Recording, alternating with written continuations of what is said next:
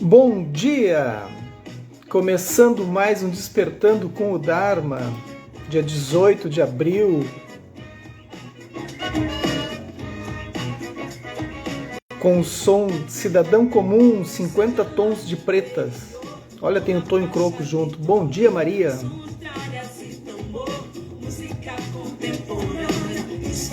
Essa música tem o Tonho Croco junto, Carolina. Das 50 Tons de Pretas. Bom dia, Isis. Bom dia, Amanda. Bom dia, Kátia. Bom dia, Mauro. De volta, que bom, tá tudo bem por aí? Bom dia, Daisy. Bom dia, Carla. Essa aí é 50 Tons de Pretas. Uma galera aí. É de Porto Alegre, né?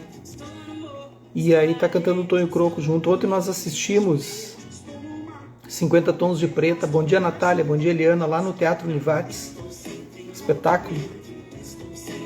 Música preta. Feito por pretas. Bom dia, Grácia. Bom dia, Ângela.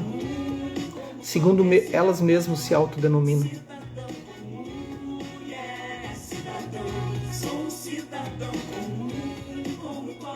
Bom dia, Paulinha. Bom dia, Ana Tereza. Tudo certo, diz o Mauro. Correria de plantão que não me deixaram acompanhar ao vivo. Imagina, a tua vida não é muito fácil. Mas sendo um bodhisattva no meio em que te envolves, né? Na medicina. Bom dia, Lucelena. Então, vamos lá.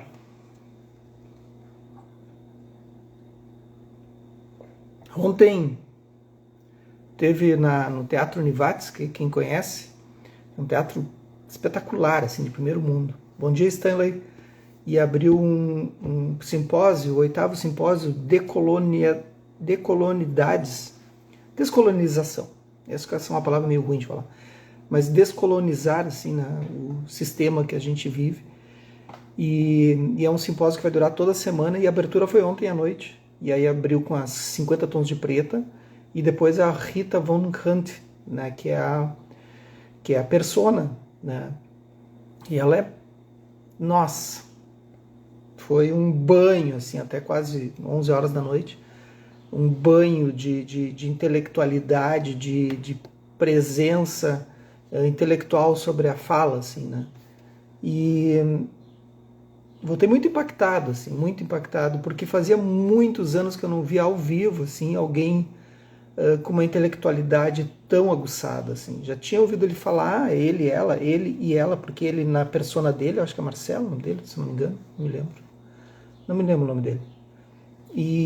Mas aí na persona dele, né, que é a Rita, na voz da Rita, que é uma persona. Mas fazia muitos anos que eu não ouvia alguém assim com tanta propriedade, é Guilherme o nome, é isso. Que eu não ouvia com tanta propriedade, porque eu estava ouvindo agora um vídeo dele na voz do Guilherme, né? E aí depois ele disse que no canal da Rita, a Rita falava mais, então a outra, né, persona. Mas fazia muito tempo que eu não via alguém falar com tanta estrutura verbal, assim, e vou ser bem sincero com vocês, assim, andava muito desanimado, assim, nesse sentido da intelectualidade, porque tu falar, tu pensar e não ter eco, e mesmo que tu veja, porque ali ele fez um pocket de uma fala que ele dá nos assentamentos, né? E tu percebeu o eco, assim, dos teus pensamentos sendo colocado, bom dia, nega, sendo reverberado ali o tempo inteiro. E aí tu pensa, poxa, mas então as coisas que eu penso não estão tão longe assim, né? Só que quando tu pensa isso sozinho aqui nesse meio da biblioteca, diariamente, né, mesmo envolto, mesmo trabalhando, tô pensando, tu começa a criar uns grilos, assim, tipo, pá, será que esses pensamentos fazem sentido? Onde é que vai me levar a ter esses pensamentos sobre a sociedade, sobre a comunidade, sobre as questões políticas, sobre, enfim, né? E isso fica reverberando na minha cabeça, e eu fico anotando, né? E ontem eu vi umas milhares de colocações, assim, vindo do intelectual brasileiro, um super intelectual brasileiro, que tem voz, que está ali no meio acadêmico também, né? Na academia, exercitando essa fala, né? E vendo ela reverberar imediatamente. É como uma receita que tu faz e já bota para provar, e se não funciona, coloca outra. E aí eu vi, nossa, os meus pensamentos não estão distantes, né? Só não estão no lugar certo. Só não estão reverberando em lugares que importam. Né? Não estou falando do budismo, estou falando de pensamentos de modo geral, sobre sociedade, sobre visões assim que eu vou escrevendo e vendo que às vezes não tem respaldo. Então por que eu estou falando tudo isso, assim, esse desabafo, essa catarse? Porque é importante, ontem ele disse uma coisa, né? Bom dia, Lu, ela disse, né? Na voz da Rita. Ela disse que a tua inteligência, ela só não está no lugar certo, né? Às vezes. Né? Disse algo parecido assim. As intelectualidades, elas têm os lugares para aparecer, né? E foi isso que eu percebi, assim, pá, o que eu estou fazendo com a minha intelectualidade, né? Onde eu estou aplicando ela, de que forma, né? Então, é isso. E isso vale para cada um de nós aqui, né? Cada um de vocês observar, às vezes, aonde estão colocando as suas palavras. E essa é a ideia desse neoliberalismo, né? É de sufocar. Então, às vezes, eu me sinto sufocado, eu acho que vocês também. Né? E aquilo foi um rasgo, assim, um rasgo que penetrou luz, né?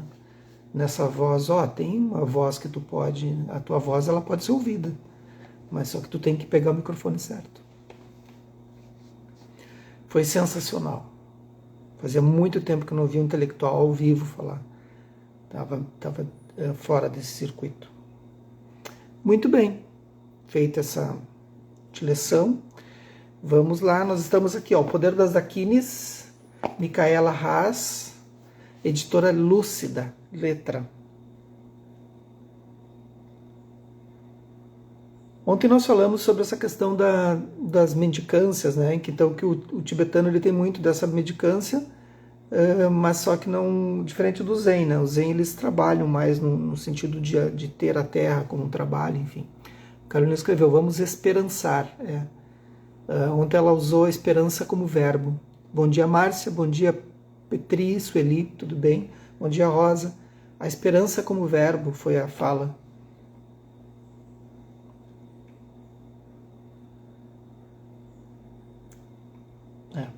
Em cada refeição, as monjas comem em silêncio, atentamente apreciando cada refeição vegetariana que o trabalho árduo dos outros lhe proporcionou. Elas fazem orações pelo bem-estar dos doadores. Isso faz com que você valorize ainda mais cada pequena migalha. Admite Trubetendini, uma ex-enfermeira psiquiátrica de rosto redondo de Seattle. Agradecemos muito pelo que os outros nos dão. Um dos princípios dos ensinamentos do Buda é a interdependência. E as monjas aplicam isso ao seu relacionamento com o meio ambiente. Elas são muito cuidadosas no reaproveitamento de materiais, redução de consumo e reciclagem. Bom dia, Ana Karenina. Elas falam sobre veados, alces, esquilos e outros seres, como as pessoas falam e cuidam dos seus vizinhos. Ao contrário do estilo de vida americano típico, elas não entram no carro e dirigem para a cidade sempre que precisam ou desejam algo. Os lembretes se acumulam, então uma ou duas pessoas vão e fazem tudo o que é necessário. Explica o venerável Santen. Venerável Santen. Nós até marcamos nossas consultas com o médico e o dentista no mesmo dia para reduzir o consumo de gasolina. O dentista, aliás, passou a respeitar tantas monjas que as trata de graça. Bacana. Isso aí. Voando abaixo do radar. Eu não vou citar nomes aqui, mas aqui tem pessoas que tratam as outras nas suas áreas, estão aqui na live, mas tratam as outras dessa forma, assim. Com esse olhar de entrega. Bom dia, Mara. Trubeten Chodron conquistou o afeto e os apoios dos habitantes locais lentamente, fazendo tudo de forma discreta. É melhor não fazer muito barulho, aprendeu. Por muitos anos, ela preparou o terreno em silêncio. Chodron queria que seu monastério fosse independente. Se você faz parte de uma grande organização que não mora aqui, estabelece políticas que você deve seguir. Ela observou dar ensinamentos em vários centros. Isso pode criar dificuldades. Algumas de suas ideias sobre como estabelecer as coisas eram diferentes de como os mestres tibetanos costumam fazer, e ela queria experimentá-las. Geralmente as organizações tibetanas no Ocidente giram em torno de um grande professor. Ela aponta para o teto e todo mundo está aqui embaixo. As pessoas tendem a ouvir apenas o professor, a quem consideram com imenso respeito, mas não aprendem a trabalhar juntas.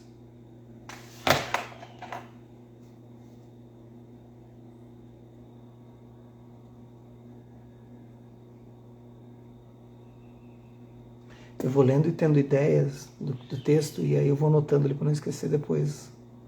Eu vou lembrando de links, assim, lembrei de tal coisa. Mas como não está montado ainda, eu não vou comentar. Ela imaginou o monastério como uma comunidade real, com uma estrutura democrática. As monjas experientes tomam decisões principais sobre a direção que a abadia tomará, mas em questões práticas buscamos o consenso. A abadesa tende a negociar uma linha tênue entre tradição e inovação. Como ocidental, fui condicionada a acreditar na democracia e na igualdade. Escreveu ela no ensaio. Você está se tornando o quê? O livro aí, mais um livro dela. No entanto, no Ocidente, algumas pessoas me associam a uma instituição que consideram hierárquica e, portanto, negativa. Há 2 desafios aqui. Um é como me relaciono com a hierarquia. O outro é como sou afetada pelos ocidentais que me veem como parte de uma instituição hierárquica. Na visão última, o verdadeiro caminho espiritual leva além de quaisquer divisões de cultura, gênero ou geografia. Mas, ao mesmo tempo, asiáticos e ocidentais têm seus próprios conjuntos de preconceitos e crenças profundamente arraigados sobre a hierarquia e justiça. Então, assim, gente, a questão do budismo ele é uma das poucas áreas do conhecimento em que ele se debruça, simplesmente. Ele se debruça e usa os meios hábeis existentes na nossa forma de pensar, no pensamento ocidental e oriental, e ele vai sendo conduzido por essa forma. Por exemplo, ele pode se debruçar sobre a filosofia. Ele pode se debruçar sobre a psicologia. Ele se debruça principalmente sobre a religião. Bom dia, Carol. E aí ele vai andando sobre esse lugar. Então tem pessoas que olham através da sua mente e de um olhar em que ela vai se ligar como um velcro através de uma religião e vai buscar o budismo como religião e ele funciona. Aí ele vai se ligar através de um velcro filosófico e ele funciona também. Aí psicológico ele funciona também. Aí de bem-estar, tipo coaching, funciona também. Sabe? Porque o coaching, o mindfulness não é mais do que isso. Né? O mindfulness é essa visão assim, simplificada da coisa, que funciona. Né? Então tem aquilo, né? Vai funcionar. Para dentro daquele momento que tu está na tua vida. Então para cada lugar, né, tem uma forma que o budismo cola. Assim. Então ele vai experimentando. É a voz do budismo no tempo em que ele percorre. Então ele está percorrendo esse tempo agora, então ele precisou ser mindfulness em alguns lugares, né, mais superficiais, para atender determinadas parcelas das pessoas que conseguem ouvir essa voz. Ele precisa ter uma fala mais filosófica, que é uma fala completamente diferente do mindfulness. Ele precisa ter uma fala religiosa também, ou psicológica. Então esse olhar assim, e a hierarquia ela vai estar muito ligada às questões religiosas. Ele não vai se debruçar em outras questões. Então a hierarquia que ela está se referindo aqui é isso. Como seguir isso, né? Todo esse contexto. Alguns ocidentais presumem que os asiáticos são sagrados, enquanto veem os ocidentais como comuns, porque cresceram vendo Mickey Mouse, assim como você e eu. O fascínio pelo estrangeiro ou exótico obscurece a nossa compreensão do caminho. Está aí. Né? Então, quando a gente retira o budismo desse lugar de fala, desses meios ritualísticos, o que sobra? A gente tem que sempre lembrar que o budismo vem do Buda. Né? O restante são acomodações que foi necessário a cada tempo. Cada tempo uma forma de ver o budismo. Mas a base é uma só. O fascínio pelo estrangeiro. A prática espiritual consiste em nos transformar em pessoas bondosas e sábias. E não em idolatrar um professor ou adotar outra cultura. Então eu não preciso virar um tibetano, um japonês, um vietnamita, no caso do Thai, né, do Chinahan. Eu não preciso virar. Eu não preciso absorver toda aquela cultura, começar a falar, ter as mesmas formas de falar e tudo mais. Eu não sou favorável a isso. Por isso que eu não sigo um padrão assim do budismo. Eu não concordo com isso. Não acho que essa seja a melhor maneira. E essa fala não é só minha, é uma fala dos próprios tibetanos. Se vocês forem estudar o Dzongzar Rinpoche, ele vai dizer isso. Ele, como mestre, como um Rinpoche, ele vai dizer... Ou o próprio Ponlop, ele vai dizer isso. No livro Buda Rebelde. Ele vai dizer, não assumam essas identidades, vocês não são tibetanos. Não tem porquê. Ele disse assim, eu não vou também assumir uma identidade norte-americana. Eu não sou norte-americano. Eu sou, né? Nem me lembro se ele é indiano ou tibetano. Então a gente tem que procurar esses lugares de fala, assim. Quando tu encontrares o teu lugar de fala, ele é extremamente original. Ontem eu pensava sobre isso, assim, os lugares de fala, né? Por que aqui essas músicas, né, 50 tons de preta que eu coloquei no início, olhem só. Escutem. Estou sempre em movimento, estou sempre em ação, exercitando meu pensamento, meu direito de expressão. É o lugar de fala. São pretas, mulheres, elas mesmas se denominaram, elas se denominaram pretas, né? Esse é o nome da banda delas, 50 tons de pretas. LGBT, né? Com a causa LGBT, elas colocaram esses lugares de fala. Quando você coloca um lugar de fala, tu tem uma apropriação. Então tu dá uma existência àquilo, né? E essa existência ela é muito legítima. Então nós temos que ocupar lugares de fala. E o lugar onde eu estou falando, ele começa a ter originalidade, ele faz sentido. Eu não poderia falar, eu estava lá ontem olhando para aquilo, né? Como seria um lugar de fala não legítimo? Tu falar no lugar de uma pessoa preta, no lugar de uma pessoa com outro gênero, né? No lugar de fala. Então, quando ela assume, a Rita assume, o Guilherme assume a posição de Rita, ele assume o lugar de fala, mas ele está naquilo. Ele faz parte daquilo. E ele tem propriedade para falar daquilo. Então, esses lugares de fala são muito originais, assim, são muito importantes. Então, que lugar de fala eu estou? Se eu vou pegar um lugar de fala que é um outro contexto, não vai ser, não soa muito verdadeiro, assim, embora seja importante para divulgar, apenas uma divulgação. Mas eu não concordo muito quando tu chega nesse lugar de fala. Faz sentido isso para vocês? Então, qual é o nosso lugar de fala? Da onde eu estou falando? Né? Onde é que o meu corpo está ocupando? E minha mente também, onde é que ela está se projetando? Aí sim as pessoas vão entender, elas vão olhar para isso. Esse é meu lugar de fala. Eu basicamente sou um intelectual, basicamente sou arquiteto, né? Então, dentro desse lugar de fala da intelectualidade, do espaço de arquitetura, do espaço de ser um empresário também, eu falo desse lugar do budismo.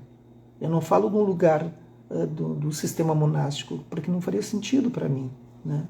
De onde eu falo? Quem eu vou tocar? Faz sentido isso para vocês? Senão a gente não atinge as pessoas, porque as pessoas logo vão sacar, peraí, tu está falando de um lugar de fala que não faz sentido. E aí ela diz, a prática espiritual consiste em nos transformar em pessoas bondosas e sábias, e não idolatrar um professor ou adotar outra cultura. Não idolatrar um professor ou adotar outra cultura. Aí as pessoas ficaram chocadas, né? Eu não ia comentar, mas eu vou comentar. Sobre a questão do Dalai Lama, né? Não idolatrem. Não fiquem idolatrando as pessoas. As pessoas me perguntaram, mas por que vocês idolatram? Nós estamos falando sobre a filosofia. Olhem para a filosofia.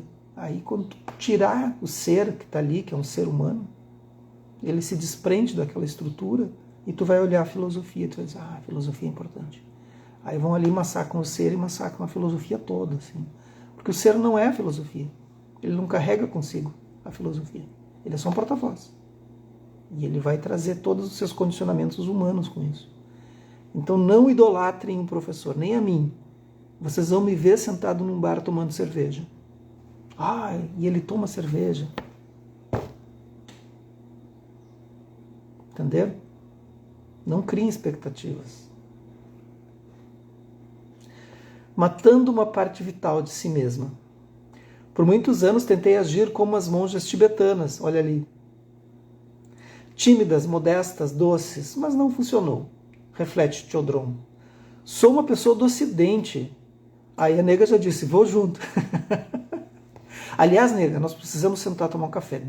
Agora tá pronto, ao vivo, que a cada 3, 4 meses eu faço um pedido ao vivo aqui, porque daí tu não, né? Tu vai ter que achar um jeito na tua agenda aí. Temos que sentar. Sou uma pessoa do Ocidente, com formação universitária, que tinha uma carreira. Tenho que me aceitar como tal e usar meus talentos em vez de fingir ser outra coisa. Ela prontamente confessa que começou no caminho budista como uma pessoa orgulhosa e obstinada. Muito bom, maravilhoso, diz Ana Teresa Barreto. Ana Teresa, também eu tenho que ir para Teresópolis só para te conhecer e nós tomarmos um café também. A nega já disse sim, ponto, já é o começo de uma negociação. Bora lá. Agora tem que começar a negociar o dia, a hora, tudo num processo. Vocês acham que é fácil? Pessoas ocupadas, importantes, assim, empresárias. Nega é empresária, daí, né? O mundo dela é outra vibe. Embora a parte do rebaixamento tenha sido útil para neutralizar o ego, o preconceito de gênero na sociedade tibetana corroeu sua autoconfiança de uma forma que ela não percebeu até voltar aos Estados Unidos, anos depois. Aí o Stanley colocou, quando eu te encontrar no bar tomando uma cerveja, vou te pagar uma rodada. Boa, é isso aí. É perfeito, é exatamente esse lugar. Embora os tibetanos nem sempre dissessem abertamente que achavam as mulheres inferiores, essa certamente foi a mensagem implícita que Chodron internalizou. Ela cresceu em uma família que acreditava na igualdade entre homens e mulheres, e depois de vários anos tentando reprimir sua personalidade enérgica, percebeu que estava matando uma parte vital de si mesma. Então é esse cuidado que nós temos que ter, assim, de não matar as partes da gente, né?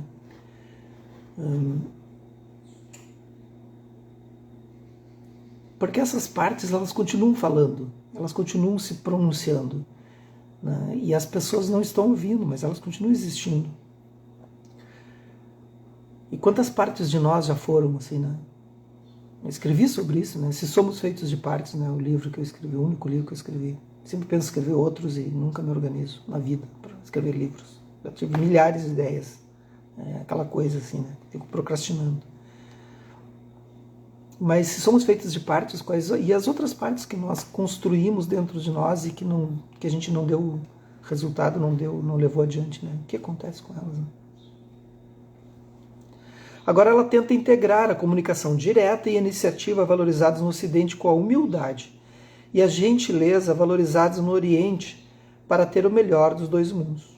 Por exemplo, as monjas tradicionalmente sentam-se atrás dos monges, sem importar idade ou qualificação. Até a monja mais velha tem que esperar até que o menino monge mais jovem tenha a sua vez. Na abadia Saravasti, no entanto, as pessoas ficam sentadas na fila de acordo com a idade, não de acordo com o gênero. Um pequeno detalhe, mas importante. Chodron brinca, masculino e feminino são apenas rótulos, construídos com base no local do nosso corpo em que temos protuberâncias. No Zen é diferente. No Zen a gente fica em pé para os rituais, né? E a frente fica tomada então pelos monges mais graduados, né? E não depende do gênero, né? E aí vai indo, assim, daí depois os preceitados, depois os leigos, né, os visitantes, e vai chegando. Por uma questão óbvia, né? Estão ali na frente, estão fazendo os rituais, né? E uma questão de respeito também. A gente fica em pé, fica ali.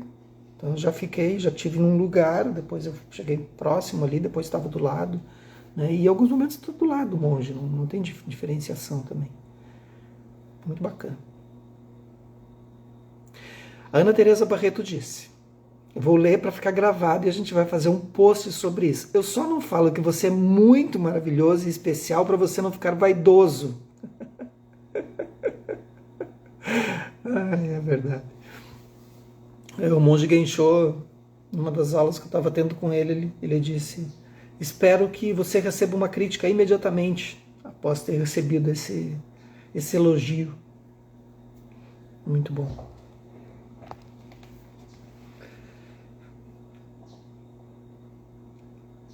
Obrigado, Ana. Vamos fazer uma prática?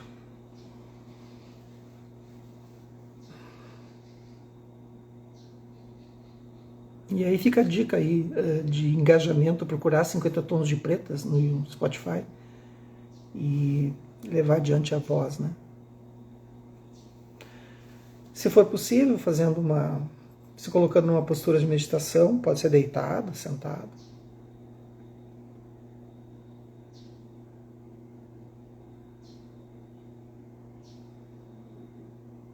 Fazendo uma inspiração profunda.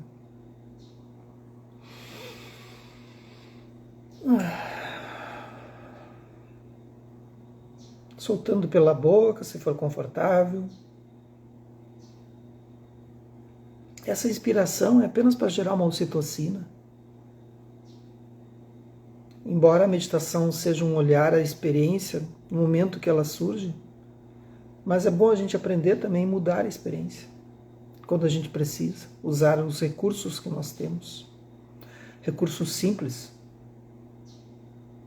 Eu possuo uma respiração, eu possuo um sistema mecânico. O sistema mecânico inspira porque o diafragma se contrai, a pressão entra, pressão é diferente externa e interna. Os pulmões se enchem porque o diafragma se contraiu. E o diafragma se expande e empurra o ar. Essa mecânica simples do nosso corpo faz com que a gente gere ocitocina, se soltar pelos lábios. O nosso corpo relaxa, se inunda de oxigênio. E tudo isso, essa mecânica simples, faz com que a gente mude de perspectiva e tome um outro lugar da mente. Que lugar eu estou agora? Observe. Bom dia, Ana. Bom dia, Tati. E agora inspirem profundamente pelas narinas e soltem pela boca num suspiro e vejam que lugar da mente vocês vão.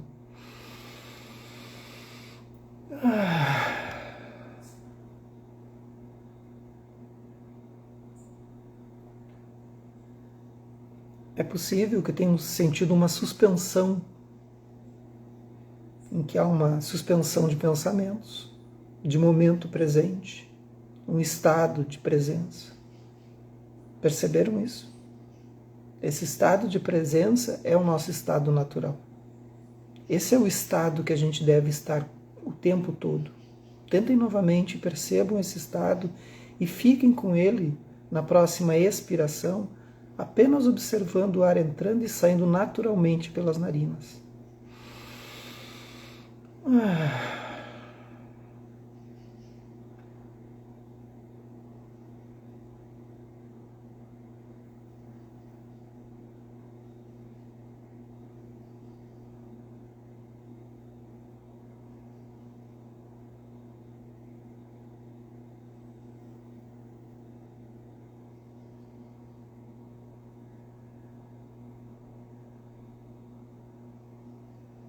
Não há mais nada a fazer. Não precisa fazer mais nada. Apenas observar as sensações, o ar entrando e saindo. Não é mágico? Eu acho mágico. Que os méritos desse nosso encontro, dessa nossa prática, se expandem e toquem a todas, todes e todos. E que nós possamos nos tornar um caminho iluminado. Um bom dia. Hoje à noite tem meditação presencial, às 19h15. Tem prática de yoga às 17h45 com a Amanda. As duas são presenciais e online. Quem quiser participar, chama. E amanhã de manhã, 7h15 da manhã. Então, hoje à noite, meditação, 7h15 da noite, 19h15, ok? Online e presencial.